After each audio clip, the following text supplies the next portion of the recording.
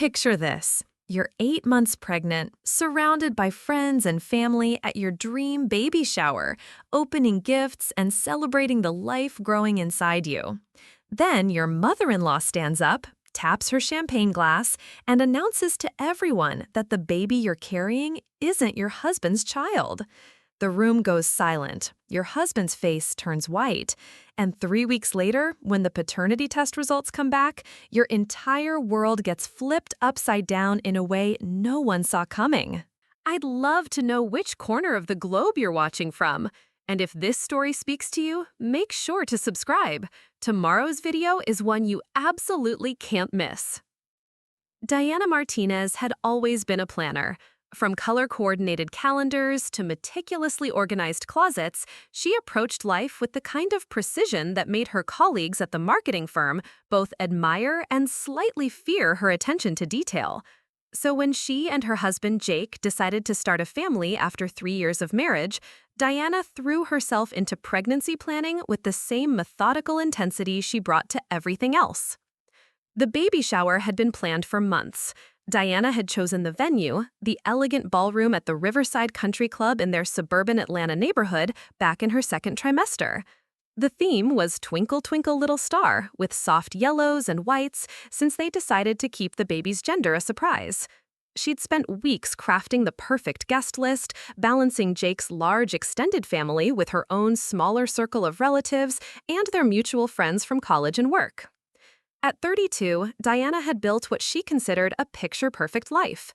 She and Jake lived in a charming craftsman-style house with a white picket fence in Decatur, complete with a nursery they'd spent months decorating. Jake worked as a software engineer at a tech startup downtown, and their combined income afforded them the comfortable middle-class lifestyle Diana had always dreamed of. They took annual vacations to places like Charleston and Savannah, hosted dinner parties for their friend group, and had even started discussing names for their future children on their second date. The morning of the baby shower dawned crisp and clear in early October. Diana stood in front of her bedroom mirror, adjusting the flowing maternity dress she'd ordered specifically for the occasion, a soft butter yellow that complemented her olive complexion and made her dark brown eyes sparkle. At 8 months pregnant, she felt radiant despite the constant backaches and swollen ankles. Jake emerged from the bathroom, adjusting his tie. "You look beautiful, mi amor," he said, using the Spanish endearment he'd picked up from our family. Jake Henderson was as different from Diana as someone could be. Tall where she was petite, blonde where she was brunette, laid back where she was intense. They'd met at a mutual friend's barbecue 5 years ago, and Diana still remembered the way he'd made her laugh when he'd accidentally put salt instead of sugar in his beer, thinking it was some kind of new cocktail trend. "Are you nervous about today?" Diana asked, smoothing her hands over her rounded belly. "About the shower? Nah, though I'm pretty sure my mom has some kind of surprise planned. She's been acting weird all week." Diana's stomach tightened, but not from the baby's kicks.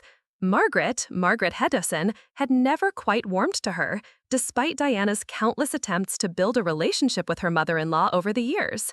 Margaret was the type of woman who made passive-aggressive comments disguised as helpful suggestions, questioning Diana's career ambitions, wondering aloud why they'd waited so long to have children, or mentioning how Jake's ex-girlfriend from high school had become a successful doctor and was still single, you know.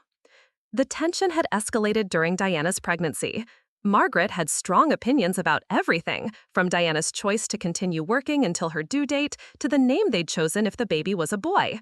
She'd even made several comments about how the baby better look like our side of the family and how she hoped it would have Jake's blue eyes instead of Diana's brown ones. They arrived at the country club an hour early to oversee the final setup. Diana's best friend and maid of honor, Sarah Chen, was already there directing the catering staff and adjusting the balloon arrangements. Sarah had been Diana's roommate in college and was now a successful pediatric nurse who lived across town with her partner Amanda. "Everything looks perfect," Sarah said, giving Diana a careful hug around her belly. "I put your mom in charge of the gift table, and she's got everything organized by size. You know how she gets." Diana's mother, Rosa Martinez, was indeed methodically arranging presents on a long white cloth table, muttering in Spanish about people who didn't properly tape their wrapping. Rosa had immigrated from Mexico City in her 20s and still carried herself with the dignified bearing of someone who'd worked 2 jobs to put herself through nursing school while raising Diana as a single mother.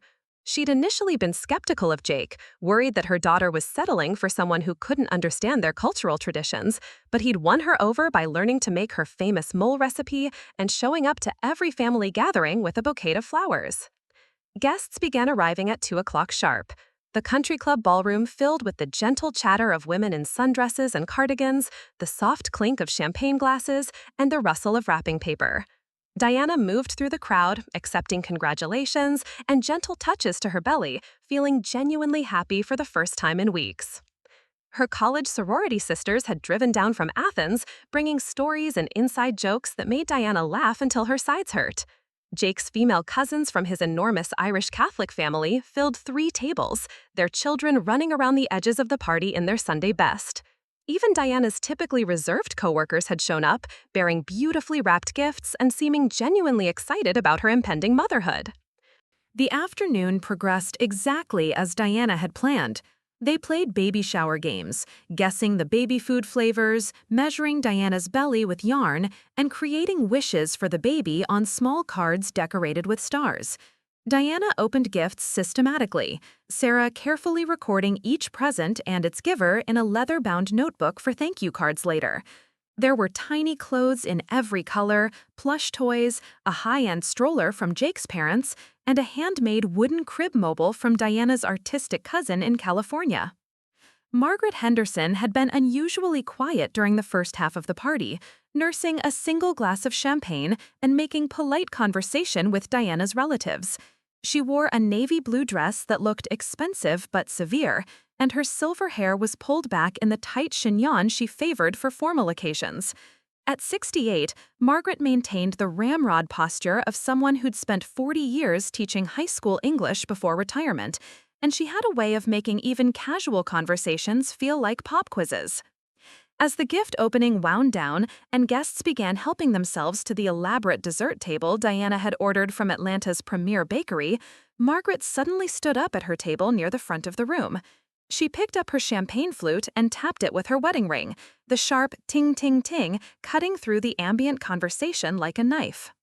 "Excuse me, everyone," Margaret's voice carried clearly across the ballroom, trained by decades of commanding teenage attention. "I have something I'd like to say." The room gradually quieted, guests turning their attention toward the front. Diana felt her stomach drop as Margaret's pale blue eyes fixed directly on her with an expression she couldn't quite read. "I want to thank everyone for coming today to celebrate what should be a joyous occasion," Margaret began, her words careful and deliberate. "As Jake's mother, I've looked forward to becoming a grandmother for many years. I've dreamed about holding my first grandchild, about seeing my son's features reflected in a new generation." Diana exchanged glances with Jake, who looked confused but was smiling encouragingly at his mother. Sarah moved closer to Diana's chair, perhaps sensing something in the older woman's tone. "However," Margaret continued, and the word hung in the air like a storm cloud, "I cannot, in good conscience, stand by and pretend that everything is as it should be. I've spent months watching, observing, and I can no longer remain silent about what I know to be true." The room had gone completely still now. Even the children had stopped their chasing games, sensing the shift in adult attention.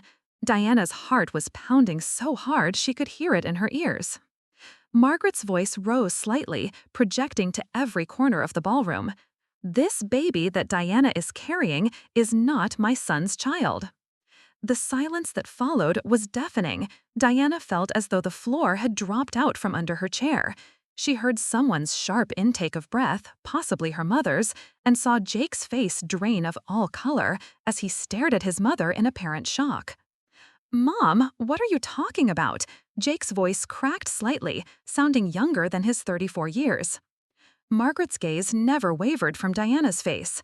"I'm talking about the fact that my son has been infertile since he was 26 years old, a case of mumps that left him sterile, something he apparently never bothered to tell his wife.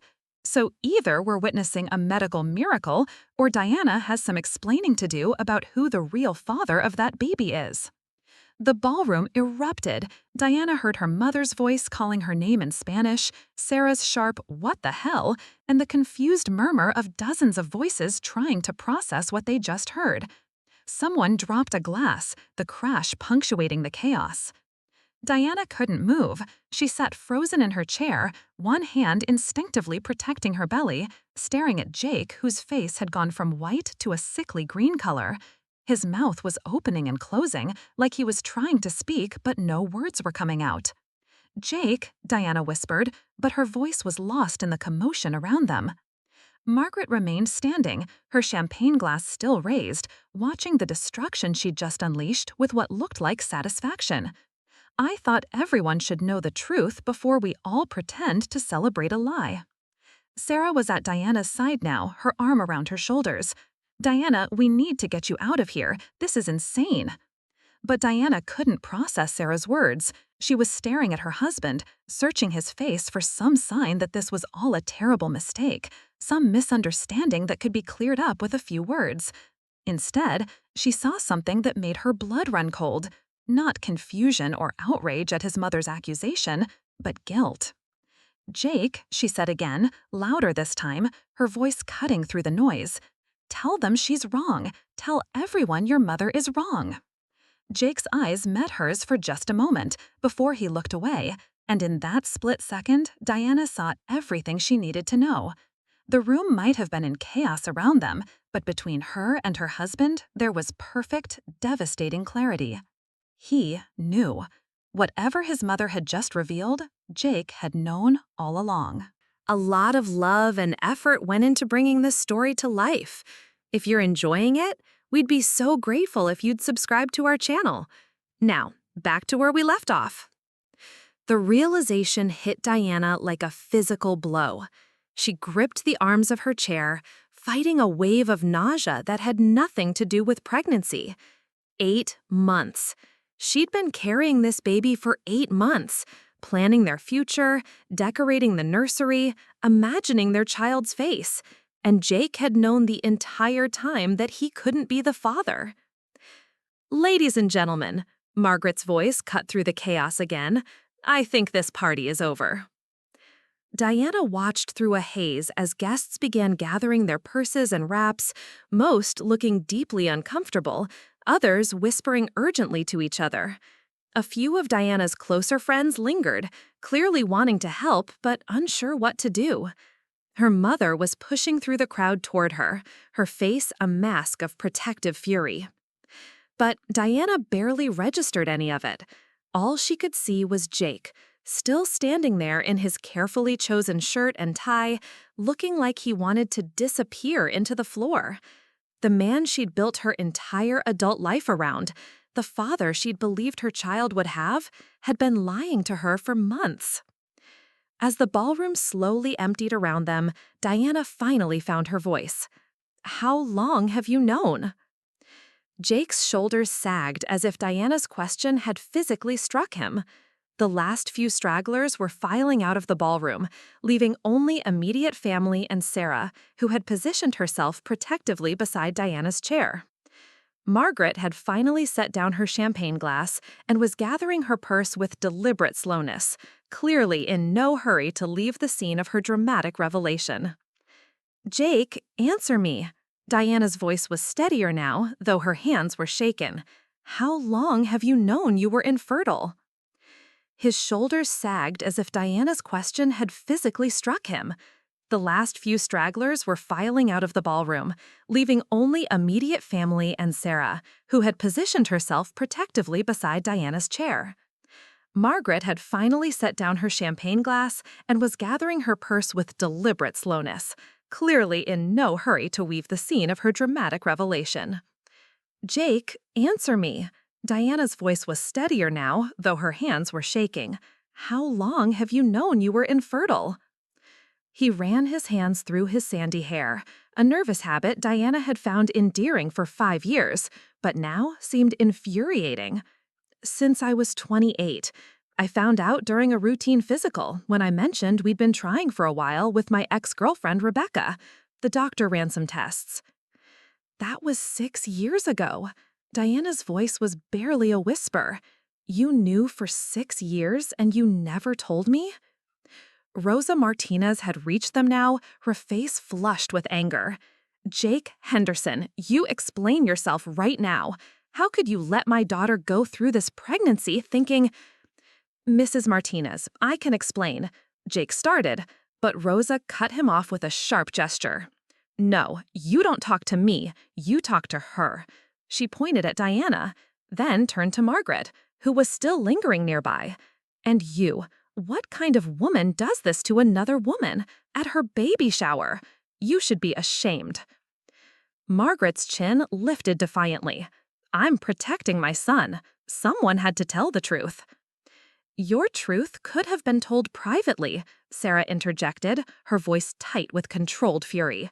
This was cruel and calculated. Diana held up a hand, silencing everyone. Her mind was racing, trying to piece together a puzzle she'd never known existed. "Jake, if you've known you were infertile for 6 years, then you knew when we got married. You knew during all those conversations about starting a family. You knew when I went off birth control 2 years ago." Jake nodded miserably, unable to meet her eyes. "I kept thinking I'd tell you. I wanted to tell you so many times. But then you'd get excited talking about baby names or looking at nursery furniture, and I couldn't bear to crush that happiness.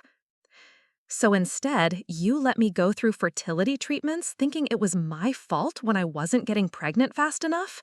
Diana said, her voice rising. "Do you remember those months of hormone shots and ovulation tracking and feeling like my body was broken?" The memory hit her like a slap. 8 months ago, after a year and a half of trying, Diana had been convinced something was wrong with her. She'd made appointments with specialists, endured invasive tests, and blamed herself when month after month brought negative pregnancy tests. Jake had been supportive, holding her when she cried, reassuring her that it would happen eventually. Now she realized he'd known the entire time that the problem wasn't with her at all. "Diana, I'm sorry," Jake's voice cracked. "I was going to tell you about the fertility issue, I swear. But then you got pregnant, and it was like a miracle.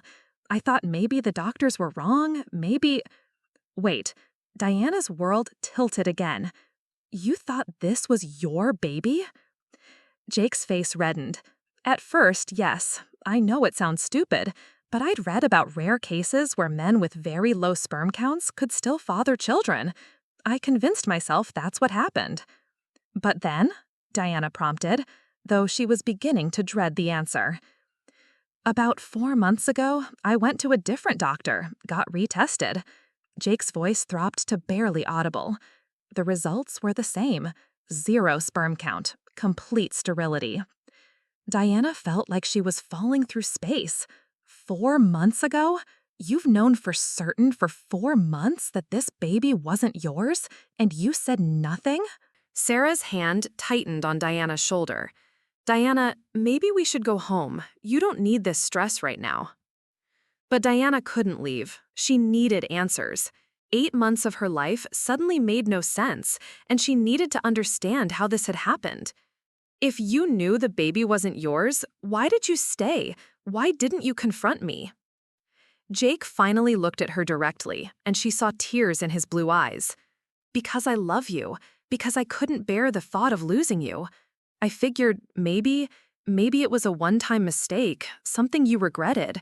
I thought if I never brought it up, we could just move forward and raise the baby together." "You thought I cheated on me?"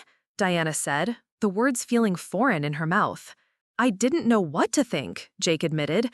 "I kept trying to remember if there were any signs, any times you'd been distant or had opportunities, but you seemed so happy about the pregnancy, so excited to start our family.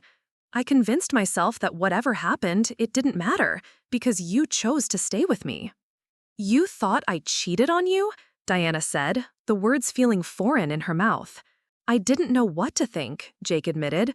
"I kept trying to remember if there were any signs, any times you'd been distant or had opportunities, but you seemed so happy about the pregnancy, so excited to start our family. I convinced myself that whatever happened, it didn't matter, because you chose to stay with me. Diana stared at him, this man she'd thought she knew completely. So your plan was to what, exactly? Pretend for the rest of our lives? Never tell our child the truth? I don't know, Jake said helplessly. I wasn't thinking clearly. I just knew I couldn't lose you. Margaret, who had been listening to this exchange with obvious satisfaction, chose that moment to interject. Well, now everything's out in the open. The question is, Diana, who is the real father? Surely you remember your affair. The word affair hung in the air like poison. Diana felt her mother tense beside her, and Sarah actually took a step toward Margaret before catching herself. There was no affair, Diana said clearly, looking directly at her mother-in-law. I have never cheated on your son. Not once, not ever. Margaret's eyebrows rose skeptically. Then how do you explain your pregnancy?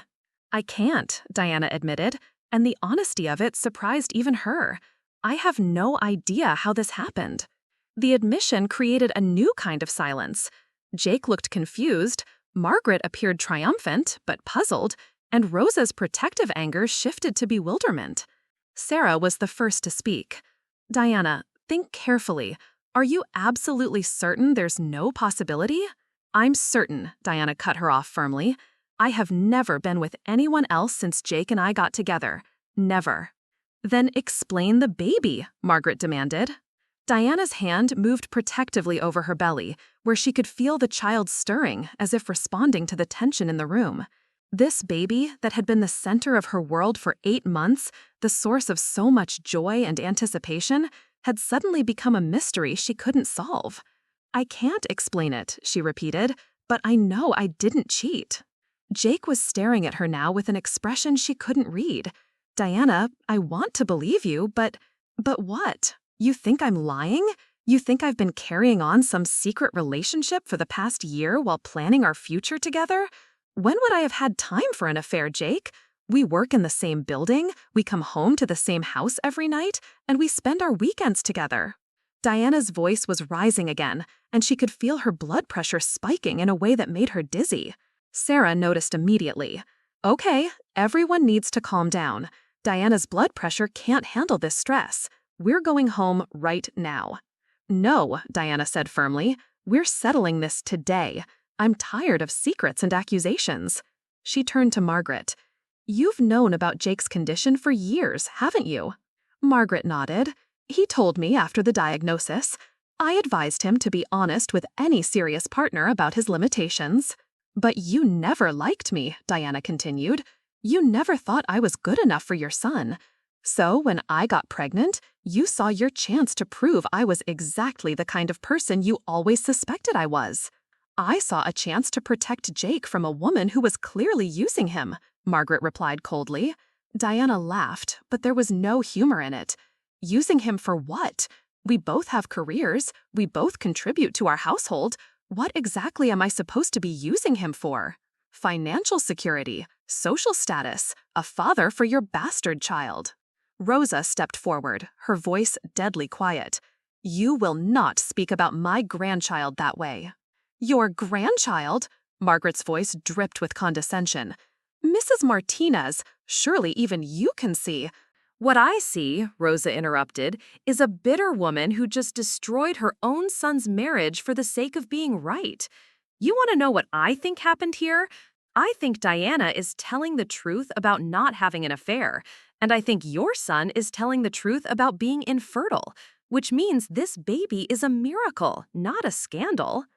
That's medically impossible, Margaret scoffed. Is it? Diana's voice was thoughtful now. The shock was wearing off, replaced by a different kind of clarity. Jake, when you got retested 4 months ago, did you ask the doctor about the possibility of errors, false positives? Jake nodded slowly.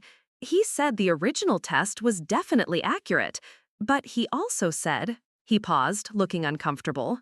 What? Diana pressed. He said there were rare cases where men with diagnosed infertility later fathered children. Usually it meant the original diagnosis was incomplete, or that there had been some kind of recovery. He recommended genetic testing to be absolutely sure. Diana felt her heart start to race, but for a different reason now. Genetic testing? You mean like a paternity test? Among other things, yes. Margaret straightened up, sensing a shift in the conversation. I think that's an excellent idea. A paternity test will settle this once and for all. Diana looked around the nearly empty ballroom, at the scattered wrapping paper and abandoned champagne glasses, at the remnants of what was supposed to have been one of the happiest days of her life. Then she looked at her husband, this man who had lied to her for years, but claimed to love her enough to raise another man's child. Fine, she said, we'll do the test. But Jake, I need you to understand something. If this baby is yours, if this is all some kind of medical misunderstanding, I don't know if I can forgive you for not trusting me. And if it's not yours, I still don't know where that leaves us, because I'm telling you the truth. I have never been unfaithful. Jake nodded, looking more miserable than she'd ever seen him. I understand. I'm sorry, Diana, for all of it. Diana struggled to her feet, Sarah immediately moving to support her. We'll figure out the paternity test logistics tomorrow. Right now, I need to go home and try to process what just happened to my life. As they walked toward the ballroom exit, Diana caught sight of their reflection in the large mirrors lining the walls. She looked like exactly what she was, a pregnant woman whose world had just been turned upside down. But for the first time since Margaret had stood up with her champagne glass, Diana felt a small spark of hope. Because if she was telling the truth about never having an affair, and if Jake was telling the truth about his medical condition, then there was only one explanation left for her pregnancy. And if she was right, the paternity test results were going to shock everyone, including herself. The drive home from the country club passed in suffocating silence. Diana sat in the passenger seat of their Honda Accord, staring out the window at the familiar streets of their neighborhood, while Jake gripped the steering wheel with white knuckles. The October afternoon that had started so bright and promising now felt gray and ominous, matching the storm clouds gathering in Diana's chest. When they pulled into their driveway, Diana noticed their neighbor, Mrs. Patterson, peeking through her curtains. Word would spread quickly through their tight-knit suburban community. By tomorrow, everyone would know that the perfect couple in the blue house with the white picket fence wasn't so perfect after all. Inside their home, everything looked exactly as they'd left it that morning. Diana's coffee mug still in the sink, Jake's laptop open on the kitchen counter, the Sunday crossword puzzle half finished on the dining room table. But the normalcy felt surreal now, like walking through a museum exhibit of their former life. Diana sank onto their cream-colored sofa, finally allowing herself to feel the full weight of exhaustion that had been building since Margaret's announcement. Her feet were swollen, her back ached, and the baby was unusually active, as if responding to her elevated stress levels. Jake hovered uncertainly in the doorway between the kitchen and living room. "Can I get you anything? Water? Tea?" "Answers," Diana said without looking at him. "I want answers, Jake. Real ones this time." He moved to the armchair across from her, the same spot where they'd spent countless evenings watching Netflix and discussing their days. Now the distance between them felt like a canyon. "What do you want to know?" Diana pulled a throw pillow into her lap, hugging it against her belly. "Everything. Start from the beginning. When you first suspected you might be infertile." Jake leaned forward, elbows on his knees, and began to speak in a voice she barely recognized. "It was during my relationship with Rebecca. We'd been dating for 2 years, and she wanted to start trying for kids. After 8 months with no results, she insisted we both got tested." Diana remembered Rebecca vaguely, a petite, blonde veterinarian Jake had dated before they met. He'd mentioned her only in passing, usually in the context of why that relationship hadn't worked out. The doctors said the mumps I'd had at 26 had caused complications, or chitis they called it. It resulted in complete sterility.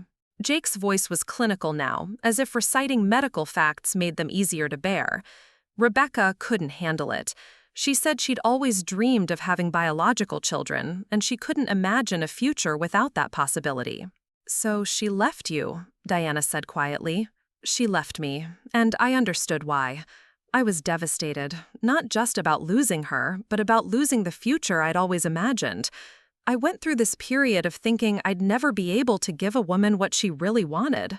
Diana felt a stab of sympathy for the younger version of her husband, dealing with such a profound loss of identity, but the sympathy was quickly overshadowed by anger.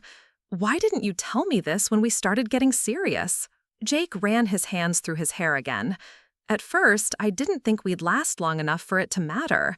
You were so focused on your career, and I figured you were just looking for something casual. By the time I realized it was serious between us, I was terrified that telling you would end things. So you decided to lie by omission. I decided to hope for a miracle, Jake corrected. I researched everything: dietary changes, supplements, alternative treatments. I even went to a fertility specialist in Birmingham without telling you, hoping there might be some new treatment options. Diana stared at him. When? About 6 months before you got pregnant. He confirmed what the other doctors had said: complete azospermia, no sperm production whatsoever. The clinical term hung in the air between them. Diana tried to process the timeline. 6 months before she got pregnant, Jake had confirmed his sterility with yet another doctor, which meant when she'd excitedly shown him the positive pregnancy test in February, he'd known with absolute certainty that he couldn't be the father. "What did you think when I told you I was pregnant?" she asked. Jake's face crumpled. "I thought you'd had an affair." I was devastated, but I was also confused because you seemed so genuinely happy and surprised. You didn't act like someone who'd been carrying a secret. "Because I wasn't," Diana said firmly. "Jake, I need you to really hear me on this. I have never, not once, been with another man since our first date. I know that might be hard to believe given the circumstances, but it's the absolute truth." Jake studied her face with the intensity of someone trying to solve a complex puzzle. "I want to believe you, Diana.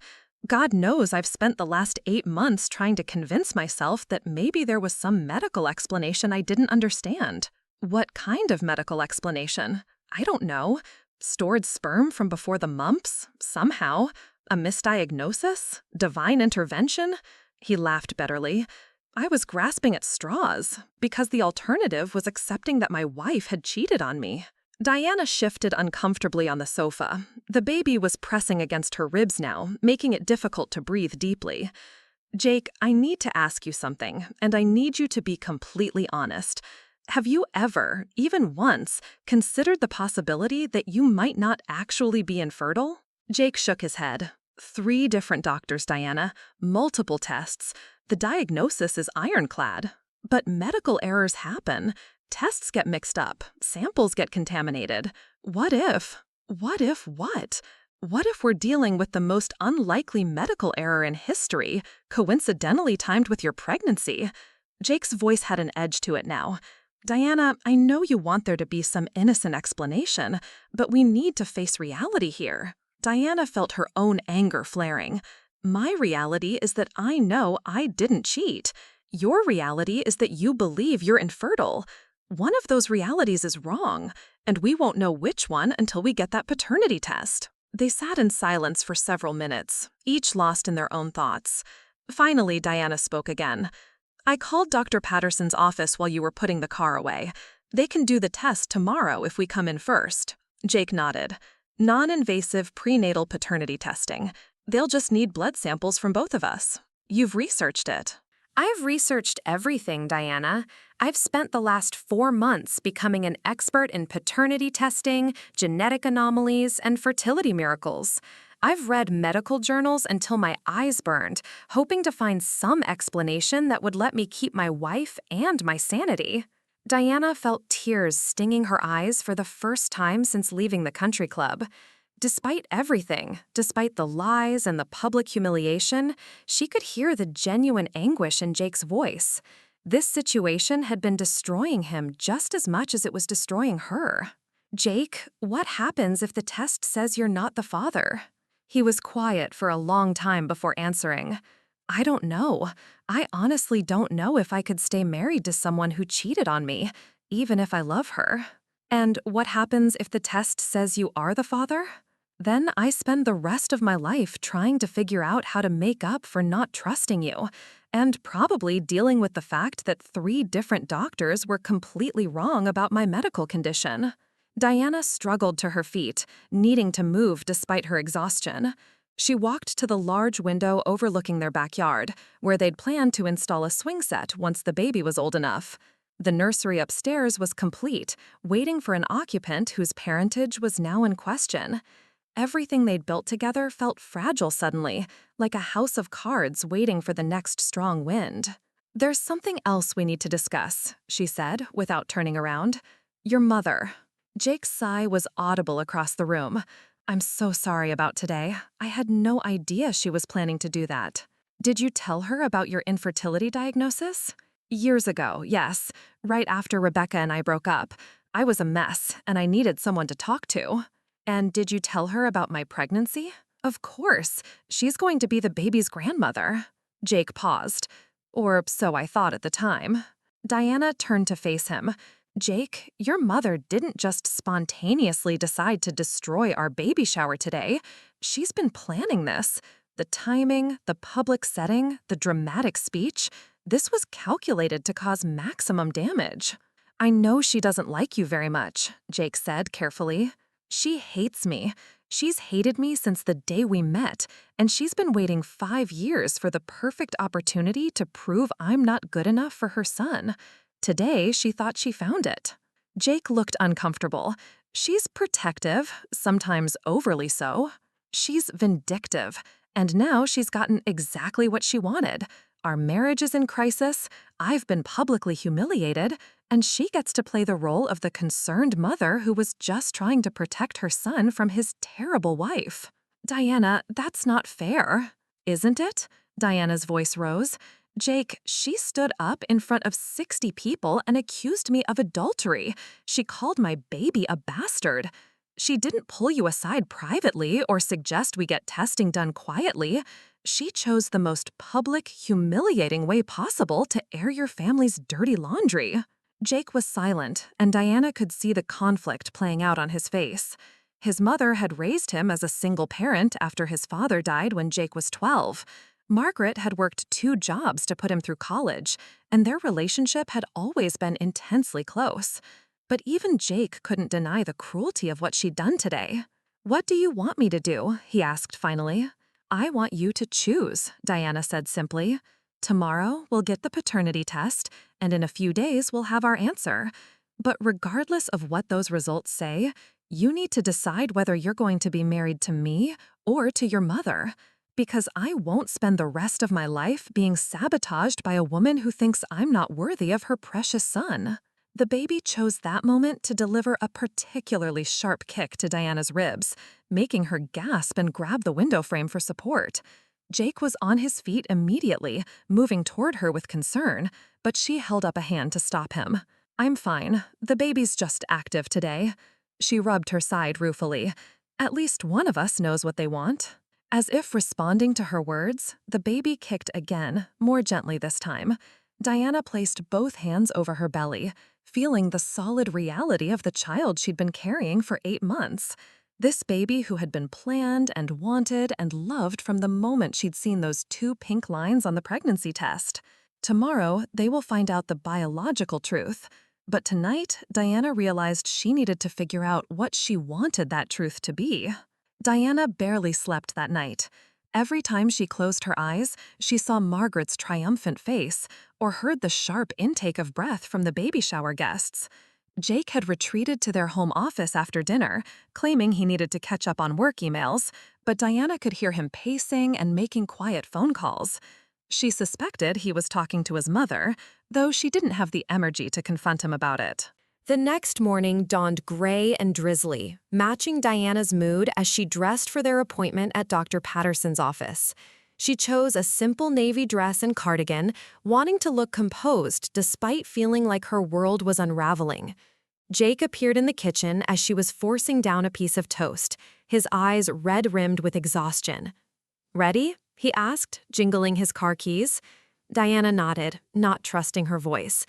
The 20-minute drive to the medical complex passed in the same tense silence that had characterized most of their interactions since yesterday. They checked in with the receptionist, a cheerful young woman who seemed oblivious to the gravity of their situation. Dr. Patricia Patterson had been Diana's obstetrician since the beginning of her pregnancy.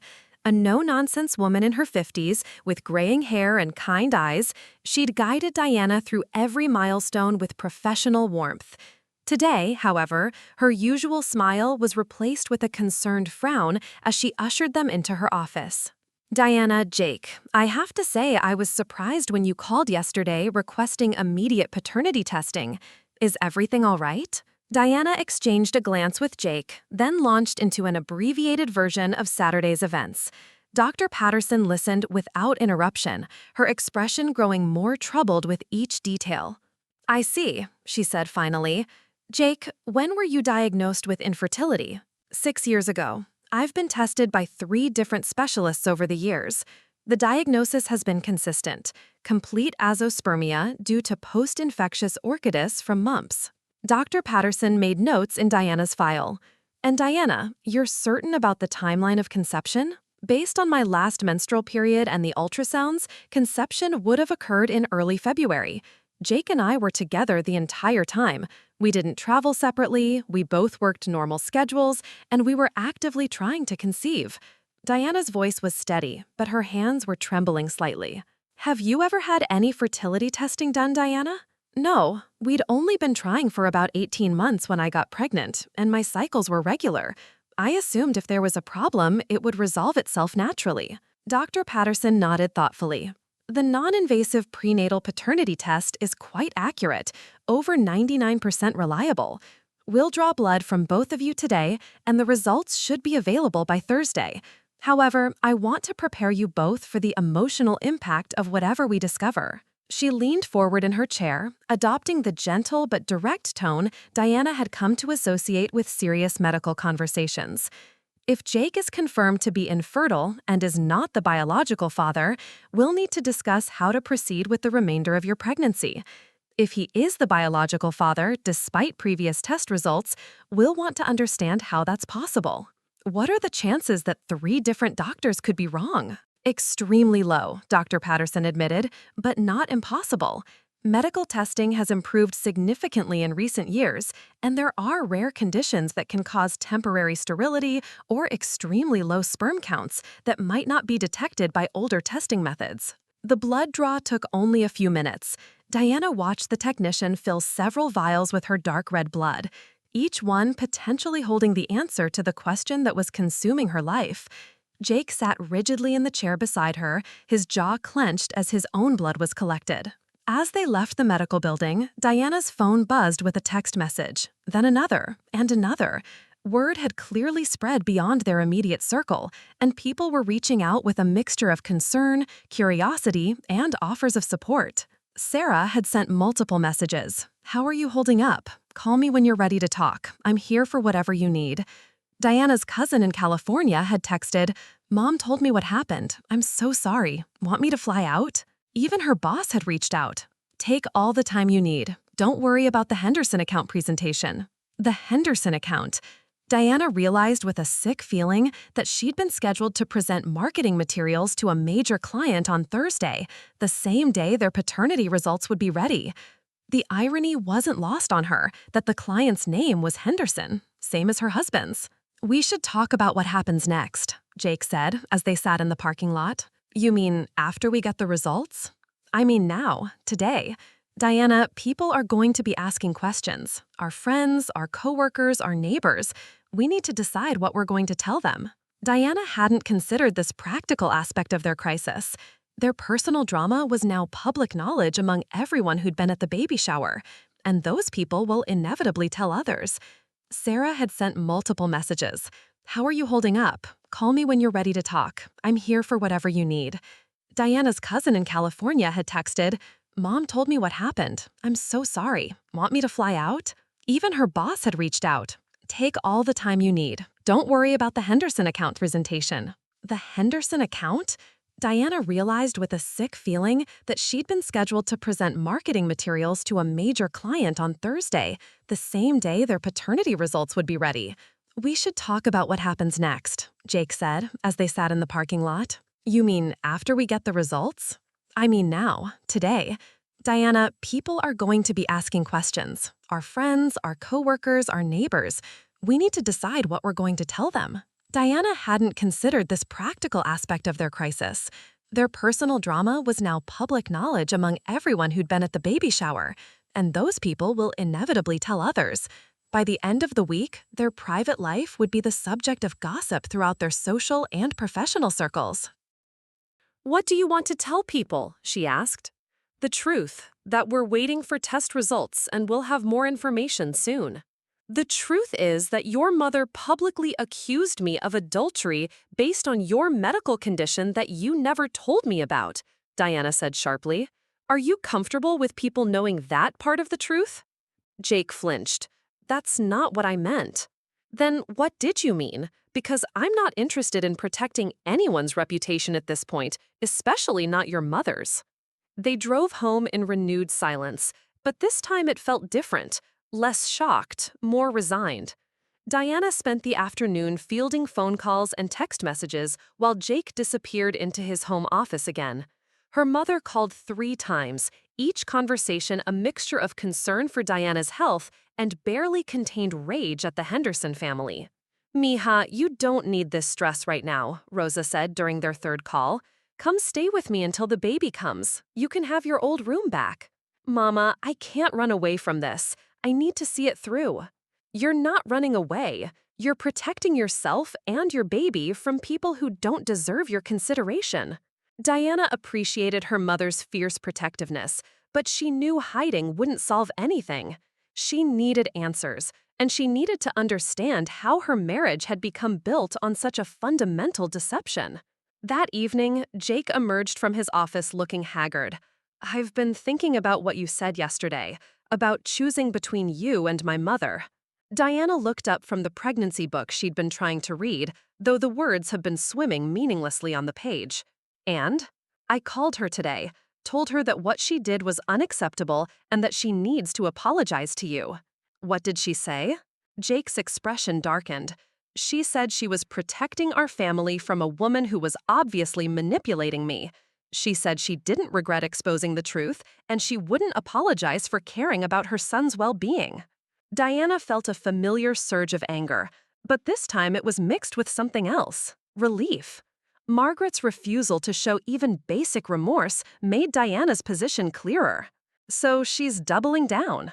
Apparently, she also said that once the paternity test proves the baby isn't mine, she'll expect me to divorce you and find someone who can give me real children. The callousness of Margaret's words hit Diana like a physical blow. Even if the worst-case scenario came true and the baby wasn't Jake's, the idea that she could be so easily discarded after 5 years of marriage was breathtaking in its cruelty. "And what did you tell her?" "I told her that regardless of what the test results show, you're my wife and I love you. I told her that if she can't find a way to treat you with basic human decency, then she won't be welcome in our lives or our child's life." Diana felt tears prick her eyes for the first time since Sunday morning. "You said that? I should have said it years ago. Diana, I know I've made terrible mistakes here. I should have told you about the infertility diagnosis from the beginning, and I should have stood up to my mother's treatment of you long before now. But I want you to know that whatever happens with these test results, I'm committed to figuring this out together." Diana studied her husband's face, searching for signs of the deception she'd apparently been blind to for months. But all she saw was exhaustion and genuine remorse. "Jake, I need you to understand something. If this baby turns out to be yours, it doesn't automatically fix everything between us. The fact that you didn't trust me enough to be honest about something so fundamental to our relationship, that's going to take time to forgive. I understand. And if the baby isn't yours?" Diana paused, struggling with words she'd never imagined she'd have to say. "I honestly don't know what that would mean. Because I know I didn't cheat, which would leave us with a medical impossibility that I can't explain." They sat together on their sofa, The same spot where they'd had countless conversations about their future, their dreams, their plans for the child Diana was carrying. Now, everything felt uncertain, suspended in the limbo of waiting for test results that would determine not just the baby's parentage, but the future of their marriage. 2 more days, Jake said quietly. 2 more days, Diana agreed, her hand resting on her belly where their mystery baby continued to grow, oblivious to the chaos surrounding its impending arrival. Wednesday arrived with the kind of crisp autumn air that usually made Diana feel energized and hopeful. Instead, she woke with a knot of anxiety in her stomach that had nothing to do with morning sickness. Tomorrow, they would have their answers, but today stretched ahead like an eternity of waiting. Jake had already left for work by the time Diana made it to the kitchen, leaving behind a pot of fresh coffee and a note that simply said, "Thinking of you today. Love, Jay." The gesture was small but meaningful. Jake knew Diana relied on her morning routine to feel grounded, and he'd maintained it even in the midst of their crisis. Diana had taken the rest of the week off from work, unable to imagine concentrating on marketing campaigns and client presentations while her personal life hung in the balance. She'd told her boss, Marcus, that she was dealing with a family emergency, which was technically true. Marcus had been understanding, even offering to reassign her projects if she needed more time. The doorbell rang just as Diana was finishing her second cup of decaf. Through the peephole, she saw Sarah standing on the porch with a white bakery bag and 2 large coffee cups. "I brought reinforcements," Sarah announced when Diana opened the door. "Real coffee for me, that fancy herbal tea you like for you, and chocolate croissants, because chocolate fixes everything." Diana felt tears threatening again. Since the baby shower disaster, she'd been crying at unexpected moments, not just from stress, but from gratitude at the kindness people were showing her. "You didn't have to drive all the way over here." "Yes, I did. You're my best friend. You're going through hell, and I took a personal day to make sure you don't spend it alone spiraling into worst-case scenarios." They settled in Diana's living room with their breakfast, and for the first time in days, Diana felt some of the tension leave her shoulders. Sarah had a gift for normalcy, for making even the most dramatic situations feel manageable. "So," Sarah said, taking a bite of her croissant, "how are you really doing? And don't say fine, because I can see the bags under your eyes from space." "I'm terrified," Diana admitted. "Not just about the test results, but about everything. What if Jake really can't be the father? What if there's some explanation I'm not seeing? What if people think I'm lying about not having an affair?" "Diana, I've known you for 12 years. You're the most honest person I've ever met. You returned a $20 bill to the grocery store because the cashier gave you too much change. You've never even cheated on a diet, let alone your husband." Diana laughed despite herself. "I cheated on that juice cleanse you convinced me to try." "That doesn't count. That cleanse was basically torture." Sarah grew more serious. "But honestly, anyone who knows you would never believe you'd have an affair. The people who matter know what kind of person you are." "What about the people who don't know me well? Our neighbors, Jake's coworkers, people at the country club? Margaret made sure there were plenty of witnesses to her little announcement." Sarah's expression darkened at the mention of Margaret. "That woman is a piece of work. I still can't believe she chose a baby shower as her venue for maximum drama." "She's been waiting for this moment for years," Diana said. "She never thought I was good enough for Jake, and when I got pregnant, she saw her chance to prove it." "Have you talked to Jake about what happens with her after this is all resolved?" Diana shifted uncomfortably on the sofa. "He says he's choosing me over her, but I don't know if I believe it. She raised him as a single mother, and their relationship is incredibly close. Even if he's angry with her right now, she's still his mother. And you're his wife. That should count for something." "Should," Diana agreed, "but I've learned a lot about what should and shouldn't happen in the last few days." They spent the morning talking through everything: the timeline of Diana's pregnancy, the possibilities for how conception could have occurred, the logistics of what would happen after they got the results. Sarah, with her medical background, was able to explain some of the technical aspects of fertility testing that Diana hadn't fully understood. The thing that bothers me, Sarah said, is that Jake apparently never questioned the timing. You said you were actively trying to get pregnant, right? So he knew when your fertile days were, he knew when you had sex, he knew approximately when conception occurred. How did he reconcile that with knowing he was sterile? Diana had been wondering the same thing. I think he convinced himself that maybe I'd had a one-night stand during one of his business trips. He traveled to Austin for 3 days in January, and there was a conference in Nashville in early February. I stayed home both times. But you didn't have any one-night stands. Of course not. I was home both times working on that big campaign for the tourism board. I barely left the house except to go to the grocery store and the gym. Sarah was quiet for a moment, thinking. Diana, I want to ask you something, and I don't want you to get defensive. Is there any possibility, any chance at all, that something happened that you don't remember clearly? Maybe you had too much to drink at some point, or… No, Diana said firmly. Sarah, I know how that sounds, but I'm absolutely certain. I haven't been blackout drunk since college, and even then, I never did anything I regretted. The only man I've been with since I met Jake is Jake. Then we're dealing with either a medical miracle or a medical mistake, Sarah concluded, and tomorrow we'll find out which one. Around lunchtime, Diana's phone rang. The caller ID showed Dr. Patterson's office, and Diana's heart immediately started racing. Mrs. Henderson, this is Jennifer from Dr. Patterson's office. The doctor wanted me to call and let you know that your test results came back earlier than expected. Would you and your husband be able to come in this afternoon instead of waiting until tomorrow? Diana's mouth went dry. This afternoon? Is everything okay? Is there a problem with the baby? Oh no, nothing like that. The baby is fine. This is just about the paternity results you requested.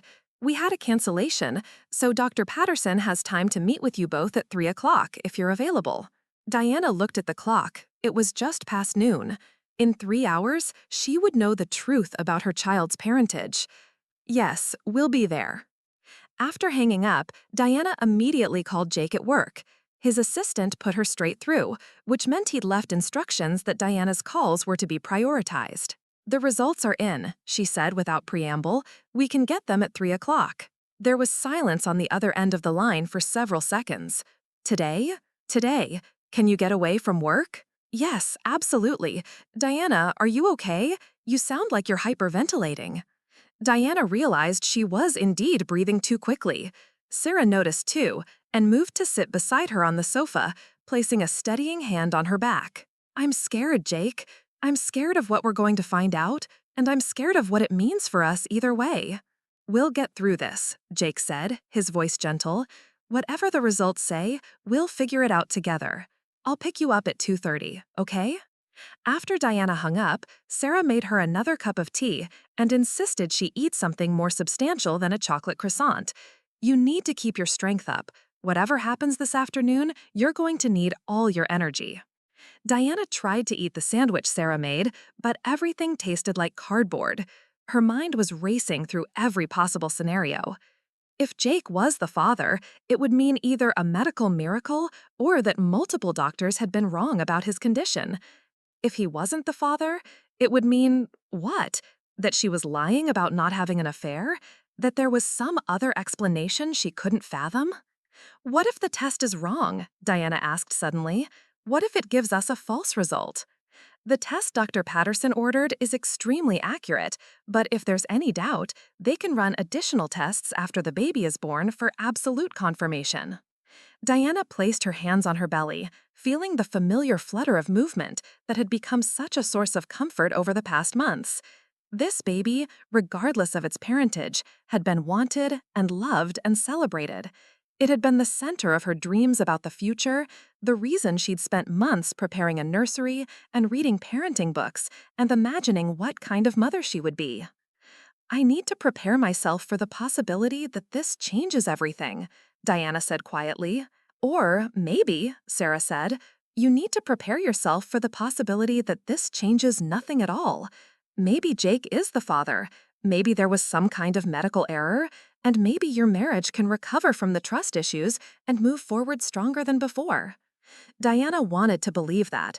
She wanted to believe that in a few hours, she'd walk out of Dr. Patterson's office with answers that made sense and a clear path forward. But after everything that had happened in the past few days, she'd learned not to count on anything being simple or straightforward. At 2 o'clock, Diana changed into a clean dress and tried to fix her appearance in the bathroom mirror. She looked tired and stressed, but there was nothing she could do about that now. In 30 minutes, Jake would arrive to drive her to what might be the most important appointment of her life. Sarah gave her a fierce hug before leaving. "Call me the minute you know anything. I'll have my phone with me and I'll be waiting to hear from you." Diana stood at her front window, watching for Jake's car and trying to calm her racing heart. In 1 hour, she would know the truth. After that, everything else would have to fall into place somehow. Jake arrived exactly at 2:30, looking as nervous as Diana felt. He'd changed from his usual work attire into khakis and a button-down shirt, as if dressing casually might somehow make the afternoon less momentous. His hands were shaking slightly as he helped Diana into the passenger seat of their car. The drive to Dr. Patterson's office felt both endless and far too short. Diana found herself memorizing details she'd never noticed before. The way the afternoon light filtered through the oak trees lining their street, the sound of children playing in a nearby playground, the smell of someone burning leaves in their backyard. Everything seemed heightened, as if her senses were trying to capture this last moment before their lives changed forever. "Whatever happens in there," Jake said, as they pulled into the medical complex parking lot, "I want you to know that I love you. I've made mistakes, terrible mistakes, but that hasn't changed." Diana nodded, not trusting her voice. She'd spent the last 3 days alternating between anger at Jake's deception and sympathy for the impossible position he'd found himself in. Now, facing the moment of truth, all she felt was a bone-deep exhaustion and a desperate hope that they'd finally get answers that made sense. Dr. Patterson's waiting room was mercifully empty, except for one elderly man reading a magazine. Diana and Jake checked in with the receptionist and took seats in the corner, as far from other people as possible. Diana's hands were ice cold despite the warmth of the afternoon, and she found herself taking slow, measured breaths to keep from hyperventilating. "Diana and Jake Henderson?" A nurse appeared in the doorway, chart in hand. "Dr. Patterson is ready for you now." The walk down the familiar hallway to Dr. Patterson's office felt like a funeral march. Diana had been in this building dozens of times over the past 8 months for routine prenatal appointments, ultrasounds, and checkups. She knew every poster on the walls, every plant in the waiting area, every face behind the reception desk. But today, everything felt foreign and ominous.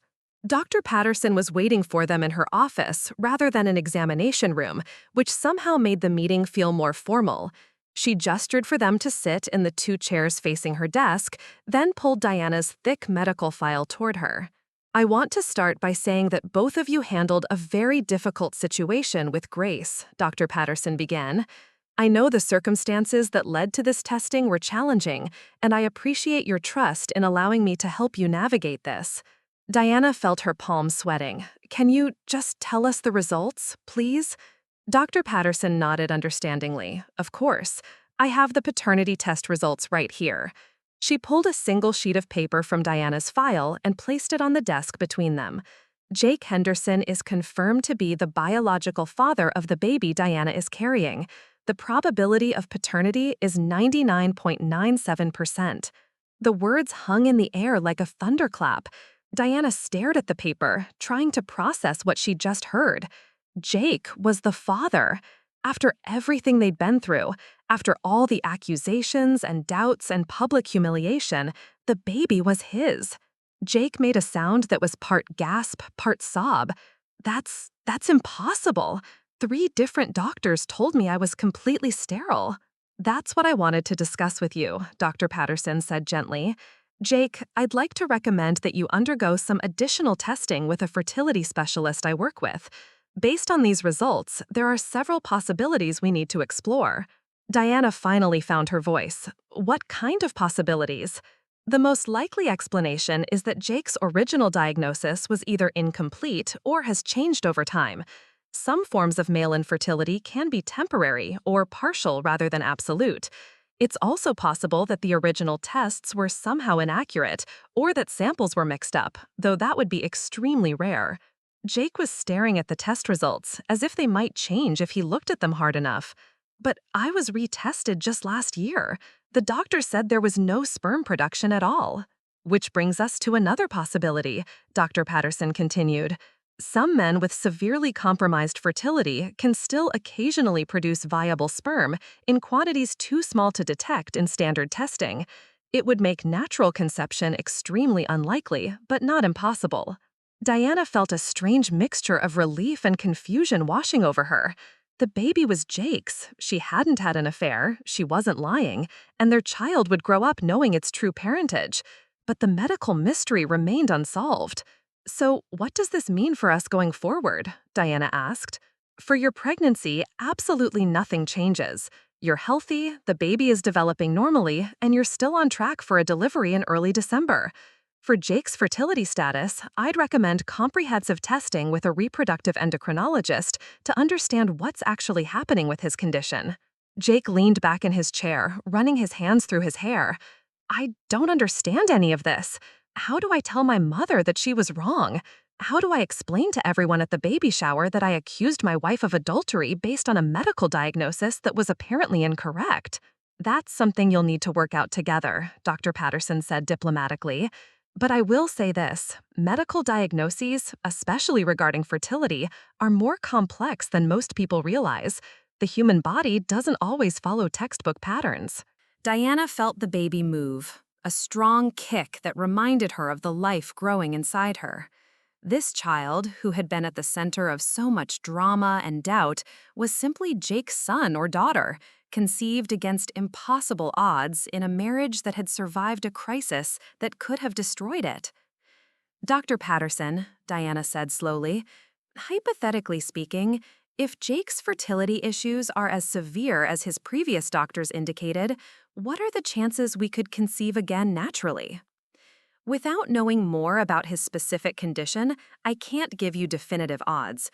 But if this pregnancy occurred despite significant fertility challenges, I'd recommend consulting with a specialist before trying to conceive again. They might be able to optimize his fertility or recommend assisted reproductive technologies if you want more children. They left Dr. Patterson's office in a daze, clutching copies of the test results like lifelines. The afternoon sun seemed brighter now, and Diana realized she was breathing more easily than she had in days. The knot of anxiety that had been sitting in her chest since Saturday was finally beginning to loosen. I need to call my mother, Jake said as they reached their car. I need to tell her she was wrong about everything. You need to do more than that, Diana said, her voice stronger than it had been all week. You need to tell her that she owes me an apology, a public one, to match the public humiliation she put me through. Jake nodded slowly. You're right. I'll call her tonight and explain the situation. She needs to understand that her actions had serious consequences. They drove home in a different kind of silence than they'd experienced over the past few days. This quiet felt peaceful rather than tense, filled with possibility rather than dread.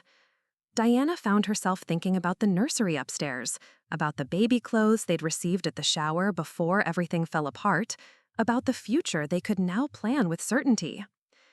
Diana, Jake said as they pulled into their driveway, I know that knowing I'm the father doesn't automatically fix everything between us.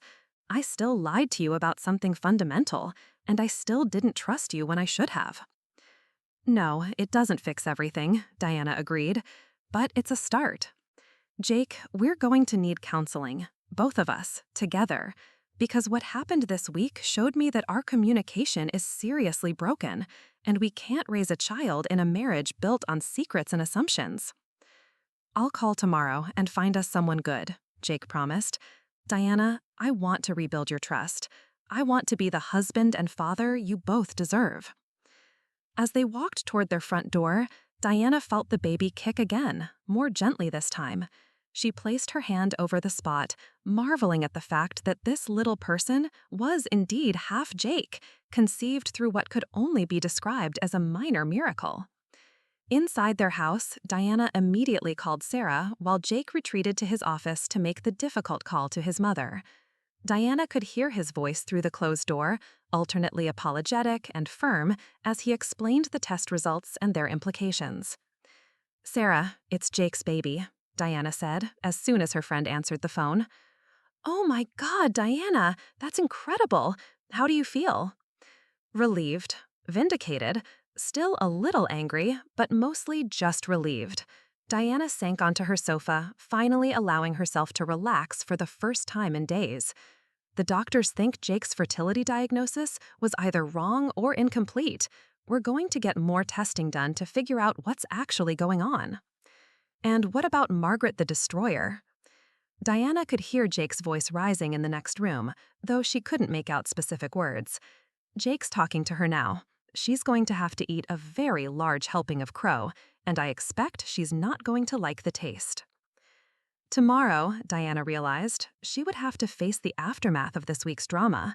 There would be phone calls to return, explanations to give, and relationships to repair. Margaret would either apologize or continue to be a problem in their marriage.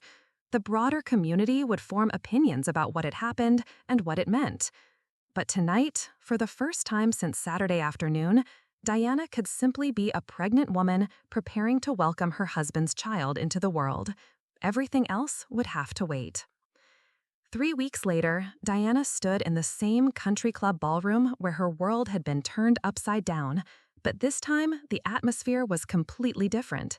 She wore a flowing emerald green dress that complemented her now 9 months pregnant figure, and for the first time in weeks, she felt genuinely happy. The occasion was their friends Mark and Jennifer's anniversary party, and Diana had initially been reluctant to attend. The thought of returning to the scene of Margaret's dramatic announcement had filled her with dread. But Jake had gently encouraged her to face the music, arguing that hiding would only fuel more gossip and speculation. "You have nothing to be ashamed of," he'd said that morning as they got ready. "Everyone who matters knows the truth now." And it was true. In the 3 weeks since receiving the paternity test results, Diana had been amazed by the outpouring of support from their community. Friends, neighbors, and even acquaintances had reached out with apologies for initially believing Margaret's accusations and with congratulations on their impending arrival. The fertility specialist Jake had seen the previous week had provided some fascinating insights into his condition. Dr. Rebecca Thompson, a reproductive endocrinologist at Emory University Hospital, had conducted extensive testing and discovered that Jake had what she termed cryptozoospermia, an extremely rare condition where sperm production was so minimal that it was virtually undetectable in standard testing. Think of it as having fertility that operates at about 1% of normal capacity, Dr. Thompson had explained. Most of the time, conception would be impossible, but occasionally, under the right circumstances, it can happen naturally. You essentially won the biological lottery. The news had been both enlightening and frustrating for Jake, who had spent 6 years believing he was completely sterile based on multiple medical evaluations. It turned out that the technology and techniques for detecting extremely low sperm counts had improved significantly in recent years, and his original diagnosis, while understandable given the testing methods available at the time, had been overly definitive.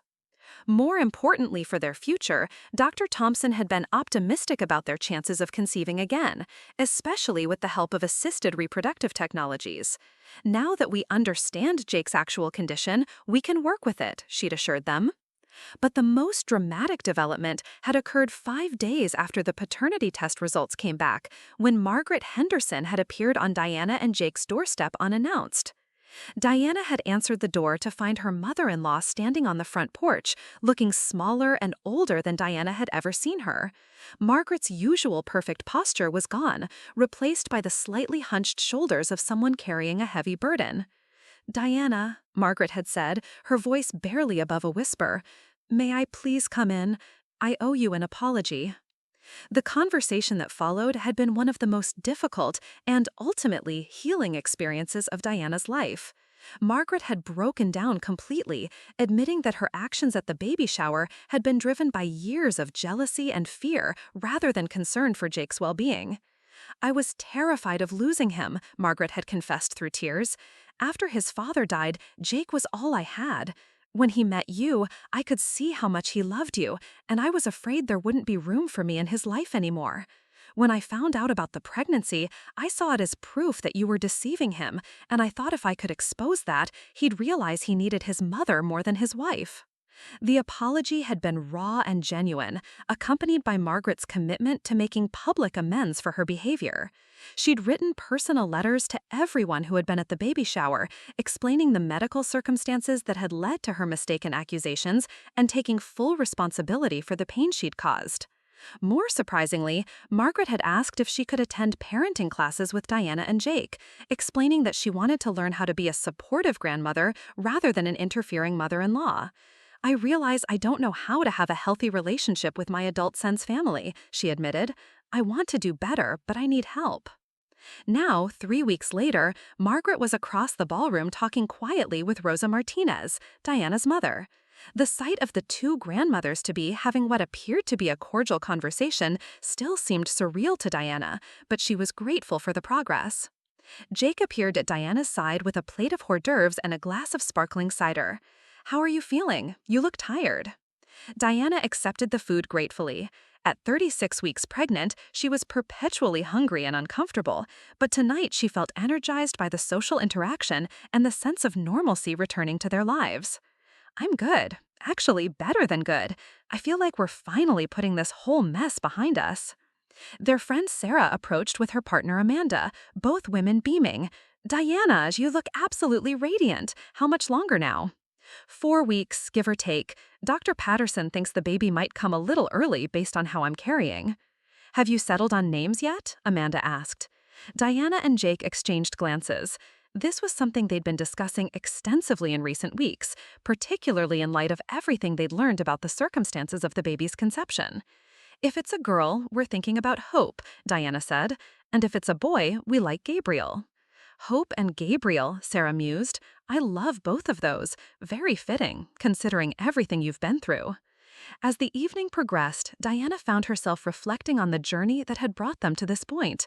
The baby shower disaster had been traumatic, but it had also forced her and Jake to confront fundamental issues in their relationship that might have otherwise remained hidden for years. They'd been seeing Dr. Patricia Williams, a marriage counselor, twice a week since getting the paternity test results. The sessions were sometimes difficult, particularly when they dealt with Jake's decision to keep his fertility diagnosis secret, and Diana struggled to rebuild trust in their relationship. But they were making genuine progress. "The thing about secrets in marriage," Dr. Williams had explained during one of their sessions, "is that they create distance, even when they're kept with good intentions. Jake, you thought you were protecting Diana by not telling her about your infertility, but what you were actually doing was making major decisions about your shared future without her input." Jake had been working hard to become more communicative and transparent, sharing his thoughts and concerns about everything from work stress to his anxieties about becoming a father. Diana, for her part, had been learning to express her needs more directly rather than assuming Jake would intuitively understand them. Around 10 o'clock, Diana began feeling the familiar ache in her lower back that signaled she'd been on her feet too long. Jake noticed immediately and suggested they head home, but Diana wanted to stay a little longer. She was enjoying feeling like part of their community again, rather than the subject of gossip and speculation. Margaret approached them as they stood near the dessert table, her expression cautious but hopeful. "Diana, I wanted to thank you again for giving me the chance to make things right. I know I have a lot more work to do to earn back your trust." "We're getting there," Diana said honestly. "The important thing is that we're all committed to doing better going forward." "I've been thinking about what you said about wanting to be involved as a grandmother," Margaret continued. "I was wondering if you might like some help setting up the nursery. I know I'm probably the last person you want advice from, but I saved some of Jake's baby things, and I thought it might be nice to pass them on." Diana felt tears prick her eyes, though whether from hormones or genuine emotion, she wasn't sure.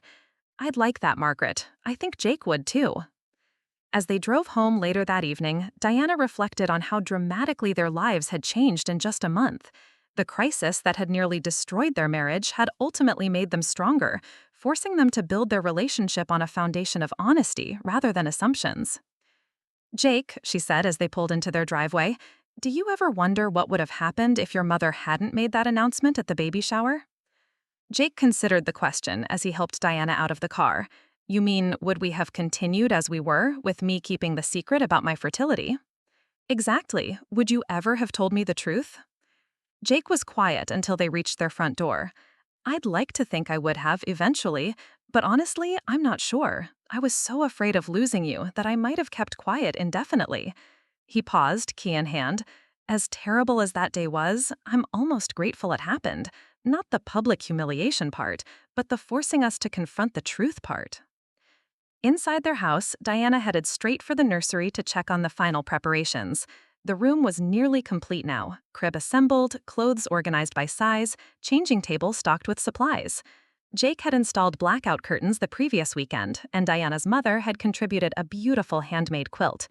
Diana placed her hand on her belly, feeling the baby's movements in response to her touch. This child, conceived against all medical odds, had already brought so much drama and ultimately so much healing into their lives. 4 more weeks, she whispered to the baby. Just 4 more weeks, and we get to meet you properly. Jake appeared in the doorway, watching Diana with an expression of wonder that hadn't dimmed since they'd received the paternity test results. I still can't believe this little person exists, he said, joining Diana beside the crib. After all those years thinking I'd never be a biological father. Maybe that's the real miracle here, Diana mused. Not just that you could father a child despite the medical odds, but that all of this happened exactly when we needed it to. The baby, the crisis, even your mother's dramatic revelation. Maybe it all had to happen to get us where we needed to be. As they turned off the nursery light and headed to their bedroom, Diana felt a sense of completion that had been missing for weeks. Tomorrow would bring new challenges, the final month of pregnancy, continued marriage counseling, navigating the complex dynamics with Margaret, and eventually the monumental task of raising their miracle child. But tonight, Diana could simply be grateful for the unexpected ways life had of working out, even when everything seemed to be falling apart. Their baby, due in just 4 weeks, would be born into a family that had been tested by crisis and emerged stronger, more honest, and more committed to each other than ever before. And that, Diana thought as she drifted off to sleep with Jake's hand resting protectively over her belly, was the most beautiful ending she could imagine to the most dramatic chapter of their lives. Looking for more? We've got 2 amazing stories right on screen. If this one touched you, these are absolutely worth your time. Click to watch them now. And hey, subscribe and hit that bell to never miss our latest uploads.